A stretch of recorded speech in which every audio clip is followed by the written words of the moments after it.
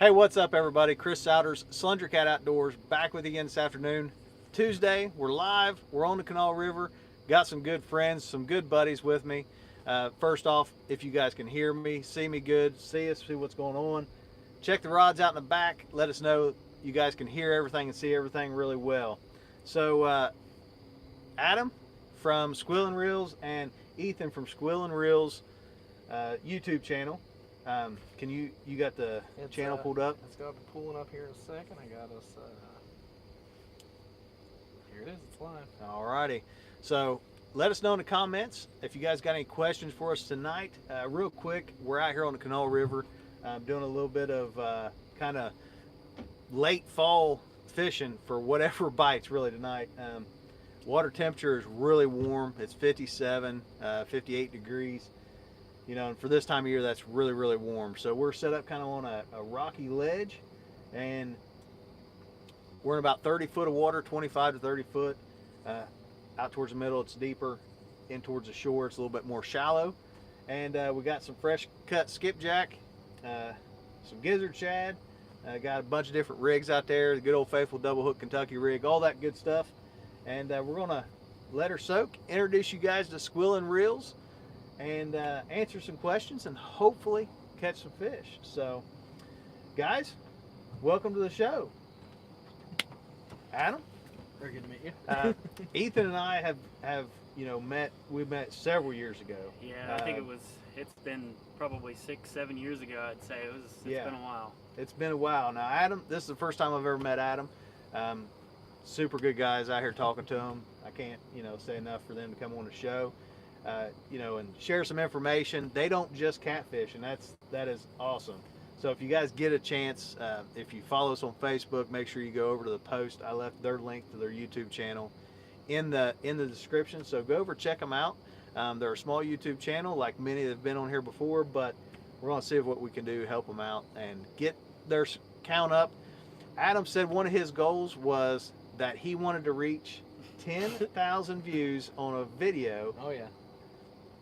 So We've already broke 5K on a walleye video, so our next milestone is about 10,000.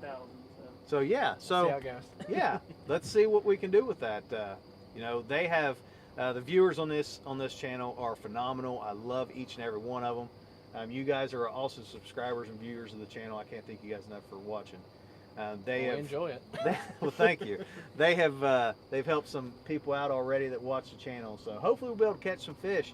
I asked you guys earlier, how you guys come up with the name Squealing Reels. That is, I just can't get over it. I mean, Squealing Reels is just a sweet name. Oh yeah. I mean, We were really surprised that it wasn't taken. yeah. Yeah. I mean, we batted around a few different things, and we decided we're not species specific like a lot of the other channels are out there, and we said we want to go with something general. And just out of nowhere, me and him were throwing stuff back and forth, and just said, Squealing Reels, and we thought, that's gonna be taken. We looked it up, and there was nobody. Well, that's awesome. We were pretty happy about Of all names that somebody could pick, I mean, how many times have you thought about putting a ringtone on your phone of a clicker just going, Funny story. My girlfriend, her actual ringtone is a bait clicker. See, that's Yeah. awesome. So- That's awesome. So both of you, you're getting ready to have a little girl. Yeah, Congratulations. a little girl. Congratulations. Pretty Ethan, excited. you got are you married yet? No, I've got a lady friend. You got a lady friend. She's a good one. She a good loves one. to fish. I see. Yeah, she was yesterday. She was down at the dam without me fishing by herself. There was a couple guys down there that she was fishing with, but she went by herself. She took her, I do believe it was her nephew, and they caught a bunch of sauger and saw guy. Yeah. And I met her down there today, and she actually held my spot she held my spot for me as I drove back from Parkersburg. So she Well, ain't that she had my awful little nice. section of the wall saved for me. So It's like, shout out to you, Terry.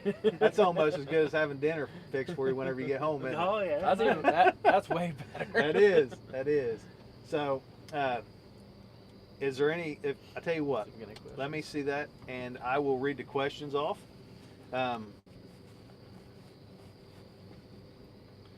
Mark. So, Mark asked how I am catching bait this time of year. Creeks.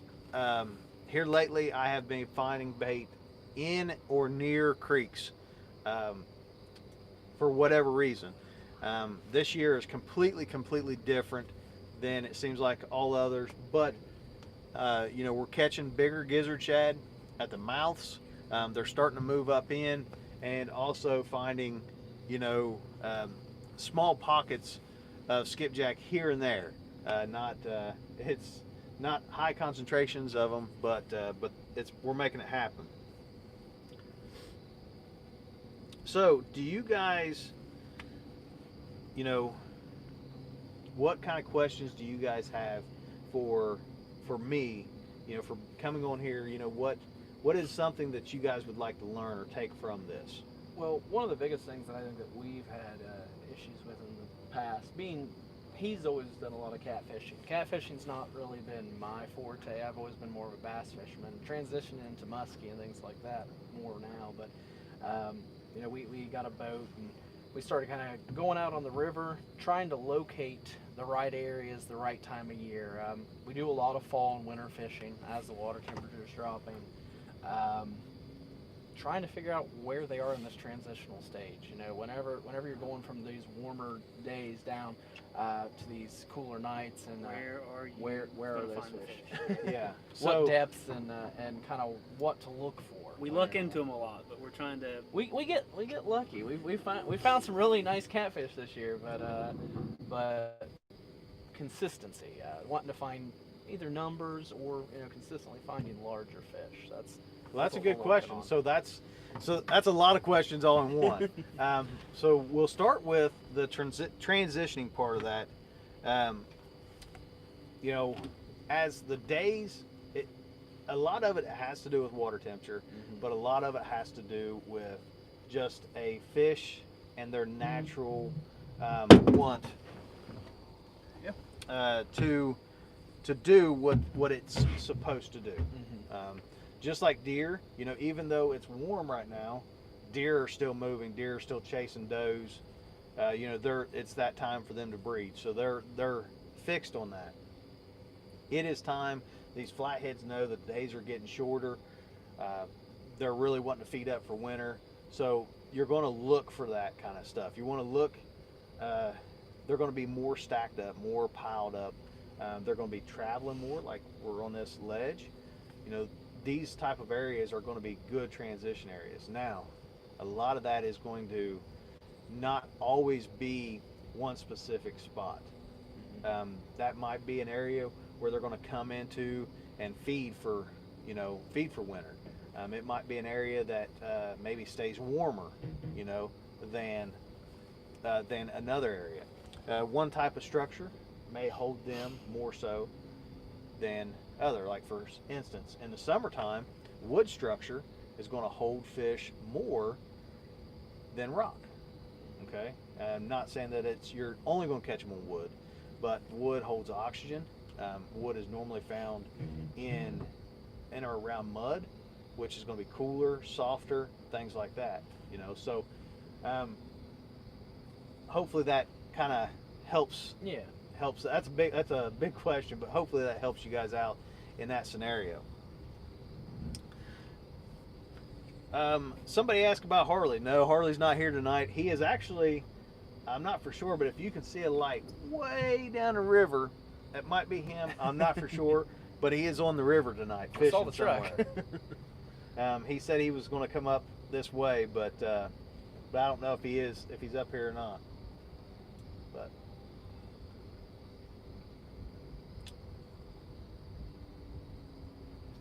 let's see here. I'm trying to keep up. If you guys have any more questions, please fire away. That's what we're here for. Okay, mine is geared a little more towards electronics. When you're setting up your sensitivity and your contrast and are there any particular things that you look for, when you're setting those individual settings? Because I've got a Helix 7 on my kayak. He's got a Helix 5 on his boat, and sometimes we get a lot of junk. Yeah, a lot of clutter artifact in the water. Yep. My question was, what are your go-to settings as far as like contrast and sensitivity on your head unit? And this goes for just about any unit out there. You know, as close to auto as you can be. You know, a lot of our sonars, and you can fine tune them once you start to learn what things are. You know, but for me, and any advice that I can give to somebody is start with what your sonar is, find fish, try to catch those fish and figure out what those are so that you have a baseline to start from. And then once you get that baseline, then you can start to, you know, take out that clutter, and you'll still know the length and the thickness of an arch or something that you're looking at and what it means. Anytime you take your color line or your sensitivity and stuff like that, that affects everything, not just the clutter. So if you got a fish that you're looking at and you adjust your sensitivity down, well, if you have confidence in what that is and you're out there looking, then you can adjust it and you can play with it and see what each one of those do. So I kind of like that auto area for me, but definitely don't be afraid to play with it. Try it. You know, I always tell people that there's somebody out there that can fix it whenever you mess it up. And if you're afraid to mess it up, you'll never learn. You know, mess it up and then factory defaults. Factory defaults. That's right. That button's there for a reason. That button's there for a reason. We got a pretty good live stream going on tonight. I want to thank you guys for watching. If you're just joining us, Squealing Reels is in the house tonight. Kicked Harley off the boat tonight. Harley, if you're out there and you're watching, you're fishing, I hope you're catching fish, buddy. He's probably catching 50, 60 pounders. Yeah, he did catch a nice one today. Doc Lang, a big shout out to Doc Lang. If you're watching tonight, I don't know if you guys know who Doc Lang is Doc or not. and Lynn. Yep. Doc is down in Alabama, and he is putting it on the fish today. I know he's caught one that was like 60, one that was 40, and some other fish. So congratulations, Doc, on a killer day. Now, you had a question for me earlier that kind of, kind of went along with that. Yeah. As far as your most successful day on the water, as far as numbers, where has that been, and what kind of numbers did you look at as far as catching? So, you know, earlier whenever you said that, I kind of, I said Sandusky Bay, channel cats. That is probably the best numbers fishery that we have in our area. If you guys are out there and you guys have experience on Sandusky Bay, make sure you guys are leaving it in the comments for some of the other people and them to go back and read and look at, because Sandusky Bay is truly a place to go and have fun. Take kids, get your little girl, get her in a boat. Man, I'm telling you what, you can go up there and you can catch 100, 150 fish in a day easily. You know, and big channel cats, big channel cats. You know, if you think I'm lying, you know, I mean, guys, if you're out there and you fish Sandusky Bay, in the comment section, put down what your biggest channel cat is from Sandusky Bay, because there's some big ones. I know some guys have caught some 25, 27 pound channel cats from Sandusky Bay. So now, other than that, I'd have to say the Mississippi River. The Mississippi River is probably one of my favorite places to fish. It's a lot of it is bumping, one rod per person. You're bumping down through there, and on a good day you can catch upwards of 50 fish, and you never know whenever that thing hits whether it's going to be 5 pounds or 95 pounds. I watched you bumping. And it is extremely fun. If you guys, especially you guys, if you like to feel that fish hit that bait, that's the rush. Try it, and you can do it around here too in the springtime. Don't hesitate to do it around here in the springtime. That's where that big trolling motor comes into play that I was telling you about earlier. Let's see. Yeah, there's some big channel cats popping up here in the chat now.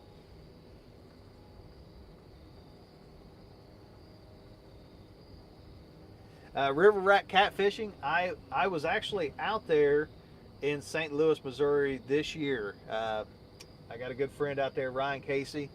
A lot of you guys know him. He is very good out there.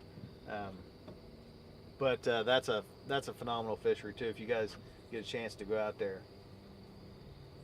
I know there's a lot of questions on here, and my man Harley's not here to really keep up with them, but a lot of people on here. I want to thank you guys for watching on here tonight. So far, we have not got a fish. And I'm sorry, guys, if we don't catch a fish, I'm going to hear it from Harley. Harley always summons the fish. Harley, if you're around, Come over here and summon some. come for over us. here and summon some fish for us. But no. So you guys fish for. Let's talk about that for a second. You guys, on Squealing Reels YouTube channel, you guys fish for sauger, walleye, crappie, muskie, catfish, hybrids, stripers. Oh yeah. If it I mean, swims. If it gonna swims and catch it it. has gills. Yeah, we're trying to catch it. I think most of our videos right now, we've had an abundance of catfish. That's kind of my little niche. That's kind of where catfish and then walleye, sauger, and saugeye are kind of my go-tos. What I've kind of got figured out the most. We actually had our shirts made and our name badges. Mine's a catfish. Our other cousin Dallas's is a bass, and then his is a muskie. Nice. He's been up. He's fished. When he moved to Parkersburg, he found out that There was a lot of muskie there's around. some really a lot of good good muskie lakes. fishing up that way, and he's caught some really decent, really nice sized muskie. Oh yeah, that's a love-hate relationship, muskie fishing. Oh yeah. What is Uh, that? The fish of 1,000 casts? 10,000. well, I think. 10,000 casts. And it's easily 20, 30 sometimes. me and Ethan actually have a great story about dedication for muskie and perseverance. Ethan bought 2 brand new setups. We went and fished one of the lakes close to my house. 2 brand new setups, a muskie setup and a bass setup. Stayed the course. He stayed the course all day, pitched these big heavy musky lures. We were throwing spinner baits, everything. Dedicated to it. Nothing. We 8 raised hours. nothing. 8 hours. I wavered. I faltered. I picked up the bass rod. Picked up a green pumpkin jig. I pitched it. I looked at him. I said, "Don't do it." I said, "Don't pick that up." I said, "You're gonna pitch that." Pitched it to a tree. Third cast. I cracked into probably a 38-inch muskie. He jumped one time, got it on the GoPro, threw my bait. That was it. That was They it. know. They know. I know. He was waiting for that bass lure, and that's the thing. A lot of bass guys will catch them. They'll hit the smaller stuff. So it's kind of like catfish. A lot of bass is. guys will catch catfish. You don't know how many times at church, I'll be talking to one of the bass guys, and he'll say how he has caught, been catching big fish, bass fishing. So if you guys are out there and you're looking for a channel to watch, a little something different, no drama, no BS, just good fishing, teaching people. And I'm telling you what, these guys got it figured out on the editing stuff. You all know I ain't no good at it. This guy right here. I am no good at it. But they're young. They know how to fly the drone. They know how to keep your interest, and I really give them props for that. They're not stuck on one thing. They love to fish for everything. Good attitudes, good positivity, and if you're looking for a channel, I can't recommend and highly suggest it enough. Go over, check them out. Give them a subscribe. Give them a thumbs up. Hey, tell them what they can do better. We all, and that goes for me too. I mean, you guys give it to me. I mean, let me know what you guys want me to do as well. I think the day that you think you know everything in fishing is the day you should stop. You're always going to learn something.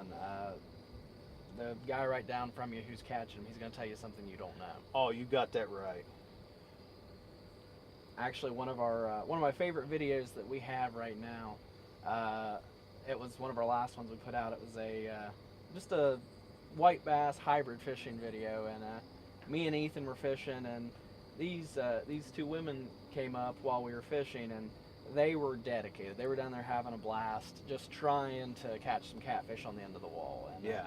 Me and Ethan, we were catching these nice 4 or 5 pound I think I caught an hybrids. 8.5, 9 pounder. He that caught day. an 8, 9 that day, but we were catching these nice hybrids, and we were watching. They caught one small catfish, and they were dedicated. They were giving it everything they had, but the fish were out there and they couldn't reach them. Yeah. And me and him kind of pulled aside, and I told him, I said, whoever catches one next, We'll hand the rod to we're him, let him handing reel it to in. him. Heck We're letting yeah. him fight it. And of course, The one time we did, we'd been fishing, striper, an actual true-blooded striper in the Ohio. It's kind of a rare thing. And yeah, that's your sure needle enough, in a that's what she haystack. caught. I cracked one probably 100 yards out in the middle of the river, cracked one and handed it to her, and she reeled in a really nice true-blooded, an actual striper. That's awesome. The Ohio River. So We don't have a video out yet, and, but we actually came back about a week or so later, and they showed up again.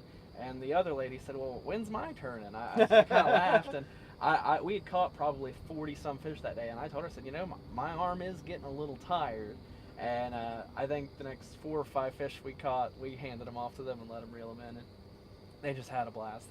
We ended up talking to them, found out that had been something that one of their family members had been really into, and had actually passed them down their fishing equipment. They were great people, just wanted to fish, just enjoyed it, and Well, that's awesome. we had a blast, just me, him, and them sitting down on the end of the wall together. So That's what it's all about. it is. Ken Smith, he asked, this time of year, what is the most productive depths, deep holes, ledges, creek mouths? So, Ken, like they was asking there earlier, this year is different than most. Like, I would kind of feel like I would know where they would be this time of year, and it'd be like creek mouths, drop-offs, closer to the bank kind of stuff, heavy cover and structure. But it seems like this year is different. So I'm still finding them a little deep, still finding them on ledges, but it should be any time now that those creek mouths and those holes and those drop-offs, current breaks, things like that ought to really start being more productive than what they are. We should be getting back to normal here before long. We're starting to get a little bit of current. We don't have a whole bunch, but a little bit, and that's always a positive. So, Now, what is the temperature of the water right now down here? water temperature we got is 57.3, so it's hovering. The other day I was out here, it was 59, so it's hovering right around there. We had almost like 78 degrees today. Hot sun, so it's kind of holding that temperature up. What was it? Saturday we fish up near. I'm actually from Gallipolis, but I moved to Parkersburg, chasing my career, and we fished the Muskingum the other day, and it was significantly cooler than it is down here. I mean, it's a shallow body of water, but significantly cooler than it is down here. So. Okay, so another question was, any current in the river tonight? There is a little bit. I'd say like 0.5. Using the trolling motor with a couple drift socks out the back, got the spot lock on. The wind is kind of pushing us a little bit, but it's not doing too bad now. It took a little while for it to get settled in, but we're settled in now, and it doesn't seem like it's moving and jerking the rods around as much as what it was. Let's see. Can you tell me how close to the locks and dams I can fish in my boat on the Ohio River? So that's a good question, and a lot of that will depend on what dam you're at. So it breaks it up into divisions. You got like the Huntington division and the Louisville division, things like that. So the farther south, like once you get down in the lower part of the Ohio River, then you can get closer to the lock and dam. Here, let's see, the Greenup Lock and Dam, Robert C. Byrd, Willow Island, Racine, Belleville, all those dams, there will be a buoy line, and that is normally from 150 foot off the long lock wall to follow the buoy line to a sign on the bank, and that will be your reference mark that you're not supposed to go past. Now, if you go past that, a lot of dams expect to get a ticket in the mail. They don't send the Coast Guard out no more. They just zoom in, get your numbers, and send you a nice ticket in the mail. A lot of them it's the buoy line's diagonal. Yes. From the long lock wall. Yeah. Into the bank, but yeah, we actually had a little experience with So you guys can speak from experience. Yeah, we actually watched a couple gentlemen get a ticket, Oh, really? It was. They were repeat offenders. This is the second or third time they'd been out that, They and apparently came someone had significantly- gotten tired of seeing them, 50 feet from the dam face, and the was it the watercraft, division of watercraft? Yeah, or division of watercraft. They someone come down came with a spotting scope and a tripod and got their Their registration numbers. number, and they got a ticket in the mail. So, Yep. Yep, it gotta will happen. witness it, so it happens. They, Don't think it they doesn't. came down because- and they came down and got some information from people down there, I guess. And, Yeah. Let's see here. So, that's another good question. Any tips? What tips you have for not getting hung up while anchoring? Unfortunately, it's going to happen. You're going to get hung up, especially whenever you fish structure and cover where those fish want to be. You're going to get hung up. These guys said something that I'm going to use because it's Go right it's ahead. good. Go ahead. They said cast it as if you have already lost it. So basically expect to lose it. And I always tell people, if you're not getting hung up, you're probably not fishing the right stuff. Those fish, especially catfish, like something to be able to ambush away from and hide and cover, and it's all current breaks and things like that. So you're definitely going to lose some stuff. I know I've got quite a few bucktail spinner baits about 3 feet underwater in a tree. Yeah. So do you guys fish the muskingum? We fish the muskingum. We fish we go all over the Okay, state. so here's a question from Randy. He wants to know what your biggest catfish is on the muskingum. Actually, most of the time when we're in the muskingum, we fish a lot of times for sauger, walleye. We hadn't actually got to fish the muskingum and target specifically catfish yet. I'd caught a couple of channel cats trolling crankbaits, and so they will definitely hit artificials. Yes. But they were probably 3-4 pounds, but we hadn't specifically targeted catfish in the muskingum Now, yet. I was there one day and I spoke with a gentleman who, right below Devola, had told me that he had caught a 40-pound shovelhead. Nice. Like the night or two before we came up there. I believe he was walleye fishing and caught it on a swim bait. But I've heard shovelheads, excellent fishing. Below Devola, I've heard above that mostly channel cats. I don't know what the truth to that is. But I know they do still lock people through, even though you wouldn't expect it when you go up there. The lock looks like it's a little dated, but someone will come out there, open it by hand, and put you right through there. But it's a neat place to fish. The depth in front of Devola is incredibly shallow. Yes. We figured, that rollover dam, that kind of spillway style, we thought there will be a good washout. It'll be 10, 12 feet, 3-4 feet, right Yeah. below currents very ripping rocky. through there. And almost no snags once you're away from the bank.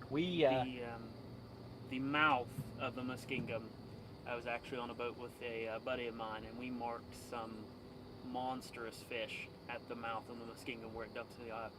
Big hooks. I'm going to guarantee they were catfish. I'd almost bet they were blues, but there were 2 or 3 huge hooks. And I've seen some 30-40 pound fish caught after seeing that fish on the sounder, so I knew they were decent sized fish. So I've seen some big fish at the mouth, not necessarily up in the muskingum, but I'm sure that there are some flatheads. So I've got a little bit of experience on the muskingum from the mouth of the Ohio up to that first rollover dam. The biggest that I have ever caught out there is just in the 20s, but I do have some buddies that have caught some bigger. Let's see here. We are actually on the Kanawha River. We're not on a lake tonight, we're on the Kanawha River. Although Let's a few see. weeks ago the river felt like a lake. Yeah, yeah. They had every single hydro shut down, everything above Robert Seabird, all the hydros up to past Parkersburg and Mr. Marietta. Every single one of them was shut down for maintenance at one point in time. So a question on here was at what time, I believe, or what temperature, what water temperature do you start downsizing your baits? So it's not really the temperature that gets me to downsize. I mean, in the cold winter, I'll still throw bigger baits for blue cats, but it's more about what's going on with the pressure, cold fronts, storm systems coming through, that sort of thing. That will dictate whether I downsize or I don't. I will always start off with like a medium-sized bait, and then go up or down from there. And if it is colder or a cold frontal system, then I will always normally go down first before I go up. Let's see here. What time of year have better luck anchoring or drifting? Oh, this time of year. So this time of year, whenever I'm really targeting flatheads, but the water temperature is below 60, it's into the 50s. We have current. I'm anchor fishing. I'm picking out specific pieces of structure and targeting those. You can see we got rods. We got 7 rods out the back tonight, and we just kind of got them fan casted, on this ledge and kind of up into the bank, into the shallow. But we're kind of covering a certain piece of structure. And let's see, planer boards. Now for me, I do a lot of different style of fishing. Like these guys do a lot of different species of fishing. I do a lot of different styles of fishing for catfish. So I need a planer board that really is diverse in the fact that I can do a lot of different techniques. I like to back drift using planer boards, like suspending, almost like spider rigging for crappie, but using the current to my advantage and getting the boards out away from the boat. And then I like to drag and drift, as well with planer boards. So offshore tackle is the boards I use. I use the mag planer boards and the OR12 planer boards. Those are the 2 planer boards. The mag planer boards, if you guys want to drift using big weights and big baits, I'm talking like 8-10 ounce weights, mag planer boards, they'll hold them up and still pull out just good. Let's see here.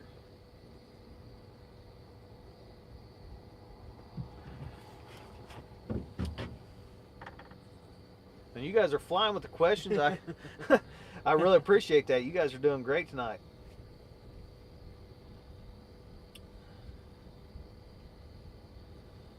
Oh, a lot of people in here tonight, and if you guys are just joining, I have the guys from Squealing REELS with us tonight. I'm gonna turn this light, get this light to straighten up there.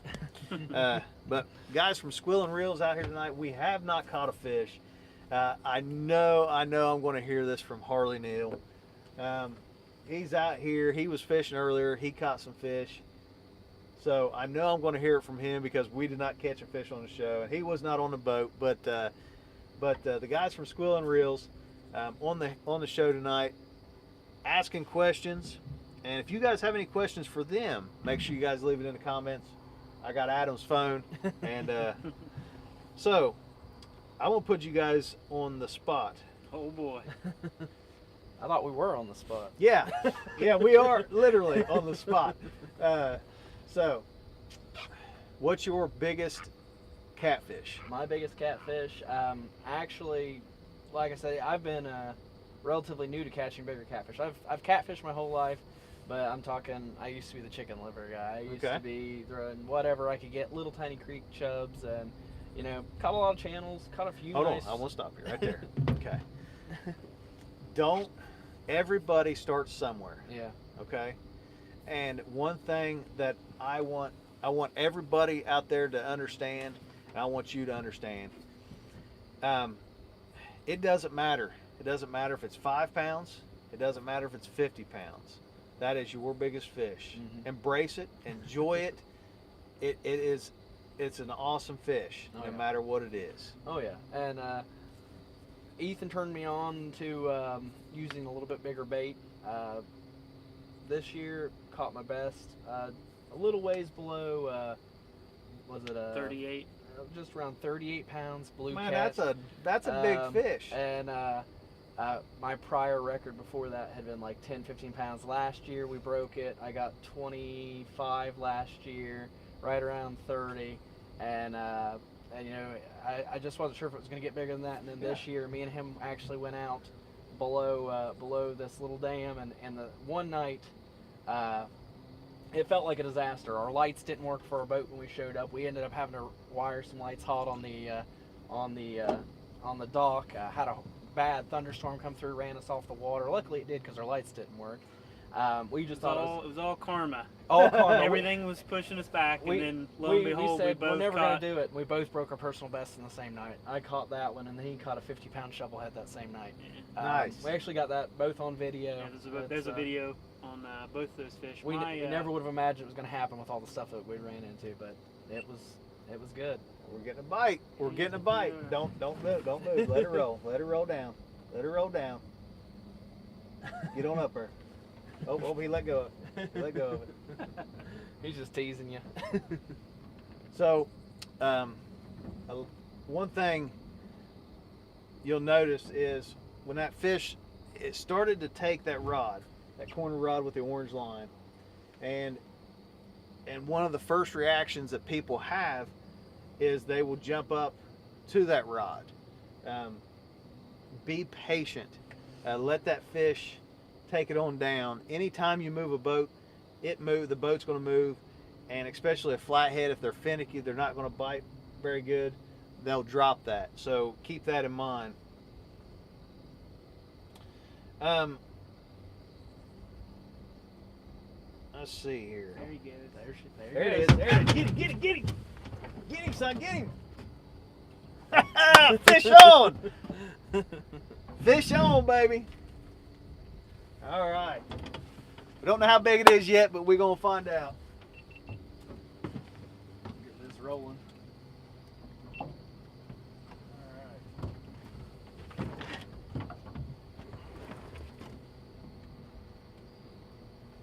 What's it feel like, Ethan? Feel like a catfish? Carl, this one's for you, buddy. Come back, Carl. Big fish, baby. Big fish. Come on. Told Harley that there's a new magic man. I'm bringing the fish in here. Oh. Harley Neal, if you heard him, he said there's a new magic man in town, and he's bringing the fish in. Now, you know what's happened. Harley's been watching this live, and he's been calling these fish in from his boat somewhere else. I'll go back. There you go. Get my big head out there so everybody can see him. All right, now whenever you're fighting that fish, just keep that rod. Remember, keep that rod. Keep pressure on him, okay? Every time you reel down, you're taking a chance on letting that fish slack. So just use that reel and let that rod do the work, okay? You want more bend in that rod.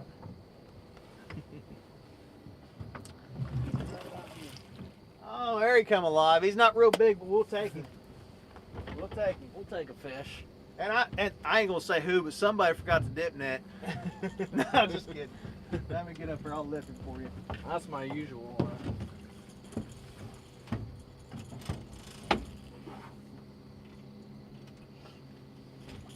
Flatty. I'm a flathead variety, cathead flatfish. There we go. Now this is a double hook setup, but you can see I got the hooks a little bit farther apart, two small pieces of bait. Demon Dragon a little bit farther up, not really coming off the bottom much. And of course, you know it, baby. Diachi D85s. I'll set him down here. Ethan actually tried to bring another pack of hooks on the boat. Yeah. He smacked them right out of his hands. That ain't happening. Hold him up here, buddy.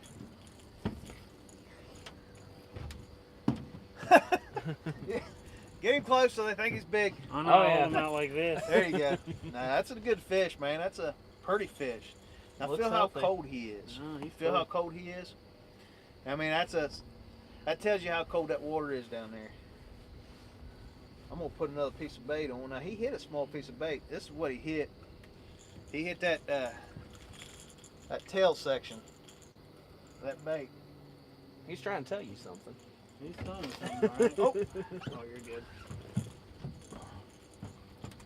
Once you can go ahead and put him back in there. Go tell all your friends where the buffet is. You smell that? Skunk Is is out of the boat. Next one's yours, bub. If I'm fast enough, he'll get it. He moves quick. Trade me Awesome. spots. All right. Get ready. What do you say? The skunk is out of the boat. skunk is out of the boat. There you go, Bubba. Hey, Fishing and Gear, thank you very much. Christopher, thank you very much. I greatly appreciate that. It's awesome, buddy, and thank you guys. That helps out a lot. I appreciate it. See if I can get caught back up here. Cat head. South Charleston, West Virginia. Thanks for tuning in. Yeah, we're fishing the Kanawha tonight. Right here around Point Pleasant, West Virginia. Just got our first one in the boat. Hopefully, first of many. Not real big, but probably about, I'd say, 10 pounds or so. Maybe 12 pounds. We'll exaggerate a little bit, 15, 20. You know, keep going, 30. 36 Yeah. pound catfish. But it was nice anyway, get the skunk out of the boat. It's the old skunk remover. Yeah, that's right. Speaking of skunks and boats, what's the worst thing you've ever left in a boat? You ever left Whew, any, that's a good question. I Oh. guarantee you, whatever it is, I got you topped. Man. Well, anytime you leave bait in a boat for a couple weeks in the middle of summer, it's bad. Oh, yeah. So let's hear your story. What's the Well, worst thing you left in the boat? Not left, but found its way in. We had, unfortunately, end of its life. You know how animals often wander off at the end of their days. If you tell me you had a skunk in your boat, not a skunk, but pretty close. It was one of these springs a while back when it was all-time record highs. We had several days in excess of like 105, 110 in a row, and then it dropped right back off to like 80 degrees, and I figured I'd go do some fishing. So I went out to the boat. It had a hold on a second.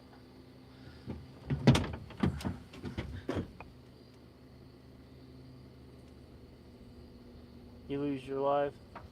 There we go. I think we're back now. but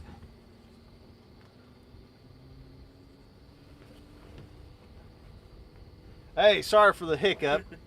I apologize, but I think we're back on there now, and yeah, just let me know. Make sure we still got our sound and everything. I think somebody was trying to call me or send me a message or something, but yeah. So Adam was telling us a story about something that made its way in the boat. Well, so it was all-time like records for that time of year, 100 plus degrees, several days in a row, and a local stray cat had reached the end of its days, climbed up underneath the boat cover, and expired in the boat. We found it a couple days later, contacted the insurance, said, there's a cat in the boat. The guy said, take it out. I said, you don't understand, there's a cat in the boat. He said, take it out, take it out. Called them, they showed up. Guy said, yeah, it's fine. He came when we were at home to look at it and assessed it, and he said, it's fine, take it out. And he hadn't looked in. We knew he hadn't looked in, because if he would have seen what was in that boat, he would have changed his mind. My dad called him back. He said, you come here when I'm here, you look in it. He came, he looked in, he paid for the boat. Nice. The cat was no longer at the top layer of the carpet. It was rough, but it's the boat I currently own. We redid it, brand new plywood. Affectionately known as cat It boat. is now known as Cat cat boat, boat. and not for the catfish. But it's been a good boat, very, very reliable for us for years and years. So let me, I know he kind of hit on the quantity. Now let me hit on the quality here. You asked us, what's your PV blue channel and flatty? Well, this might shock a lot of people. I'm stuck in the 70-pound range for blue cats. 70s is, I can't hit that 80 or 90-pound mark.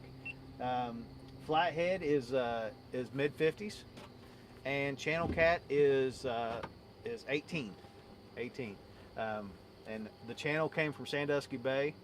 The flathead come from Huntington, and the blue come from Willer on Tennessee River. That's a heck of a channel. Yeah, I mean, I truly tell you, anytime you go to Sandusky Bay in June, July, August, September, you can truly catch, 15 to 20 pound channel cats, and a lot of them. Let's see.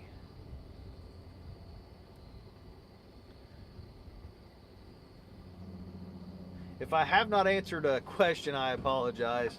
We got a bunch. We had a bunch of them tonight, but it's been a really good show. Had a lot of people on tonight. Hopefully you all have enjoyed this, and hopefully you guys are enjoying this atmosphere. Make sure you guys let me know in the comments below if you guys are enjoying me bringing on other YouTube channels, other people, and doing these live shows out here on the water. The good thing about it is the Dynasty has a full enclosure and I have a buddy heater. So as long as the river doesn't freeze over, we can continue to do these. Next week, I won't be doing a Tackle Talk Tuesday because we'll be headed to the James River again, getting ready to fish King of the James. If you guys are watching tonight and you're fishing King of the James, let me know in the comments. I'd love to see you down there. Can't wait to get down there. If you guys never been there, go. Never been there, go to the James River. It is a phenomenal fishery. But Ethan, Adam, hopefully you guys have enjoyed the show tonight. Oh, yeah. Hopefully you guys learned some stuff. And man, if you guys get a chance, as always, go over and check them out. Squealing. There he goes. There you go. Fish on again. And uh-oh. What you got there? He was almost too slow.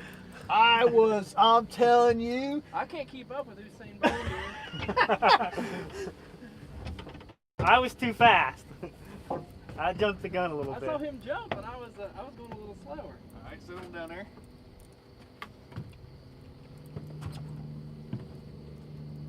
Woo! Yo, double hook rig, baby.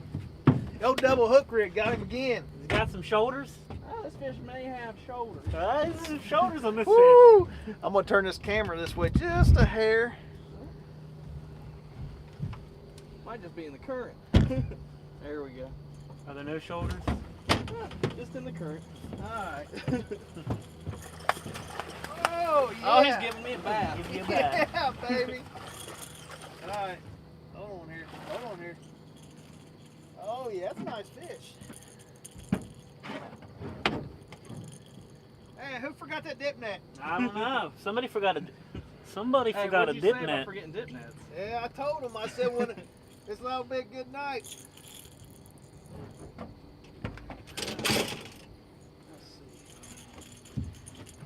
I think that one's a little bigger than mine. Yeah, they're getting bigger, boys. Let's see here. Now this one, now you can see this one hit the top hook on that. The last one come off a bottom hook. But this one here, it come off the top hook. Oh, biatch, you got him right there where he's supposed to, baby. Oh yeah. There you go. Got him? I got him. Oh, he's got my finger. Let go. Heck yeah. Show him off. Watch out for your face. not a bad one. Yeah. Certainly one to start the night on. No, roll them down a little bit. There you go. Show him Yeah. that pretty. Nice old He shell got a little bass. bit of mud chin, don't he? Yeah, he's been hanging out down there. Heck yeah. Not a bad fish. Awesome. Awesome. Go ahead and Yeah, we'll go ahead and let him go.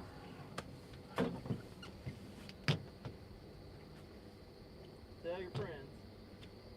Tell them all we're being nice. We're being nice. Free lip piercings. Free lip piercing. I think we know who's next. Hey. All right. Well, it might turn out to be a pretty good night, fellas. I think it is. I think I'm gonna be hitting home a little bit late if it keeps up like this. Got a little drive ahead of me, but I'll drink an energy drink and There I'll you be go. all right. That's right. Well, fellas, everybody watching, I want to thank you guys for watching tonight. It's been an awesome show. Yeah, it has. I can't thank you guys enough for coming on here. Oh, we It's been can't. fun. enough We for can't bringing thank us you out. enough. Yeah, it's been fun. Make sure, once again, Squealing Reels, check them out. Their goal is to hit 10,000 views on one video. But you know what? I think you guys got it figured out. You guys are rocking the editing. You guys are good people. Check them out. You're going to love them. They fish for everything, and they have fun doing it. And that's all we can do. I want to leave you guys with one thing tonight. You know, through life, we often do things that we think are for somebody else or for a better purpose, but then we find out that we are doing them selfishly. Always remember that God is there for you. He blesses you, and to do things for God and for what the bigger purpose is. If you have faith in Him, trust in the Lord, you will never be led astray or wrong. I want to thank you guys for watching. God bless. Tight lines. Until next week, we'll catch you guys on the water.